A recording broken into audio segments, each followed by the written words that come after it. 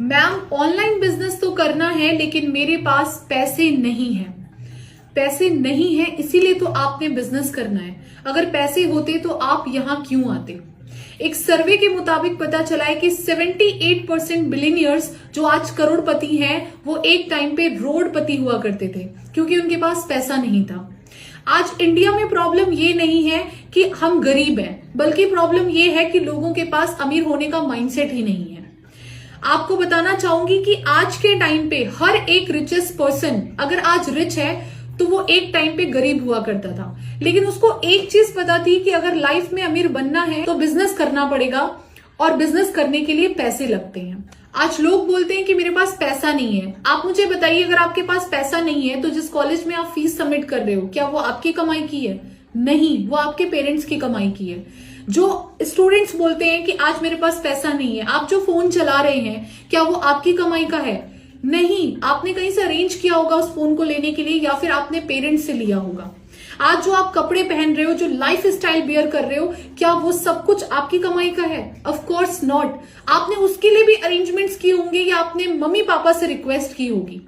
तो जिस तरह से आपने इन सब छोटी छोटी चीजों के लिए रिक्वेस्ट की, अरेंजमेंट की, इसी तरीके से आपको ये समझने की जरूरत है कि ऑनलाइन बिजनेस को भी स्टार्ट करने के लिए आपके पास अगर पैसा नहीं है तो पैसे का जुगाड़ करना पड़ता है, अरेंजमेंट करनी पड़ती है।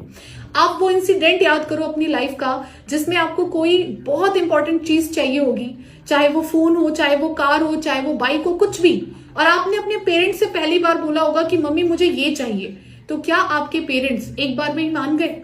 Of course not. बल्कि उसके लिए आपने बहुत मेहनत की होगी। हो सकता है आपने बार बार जिद करी हो, आप रोए हो। कुछ लोग तो ऐसे भी होंगे जिन्होंने खाना पीना छोड़ दिया होगा और उसके बाद आपने उसे अचीव कर लिया क्योंकि वहां पर आपको क्लैरिटी थी कि मुझे ये चीज क्यों चाहिए।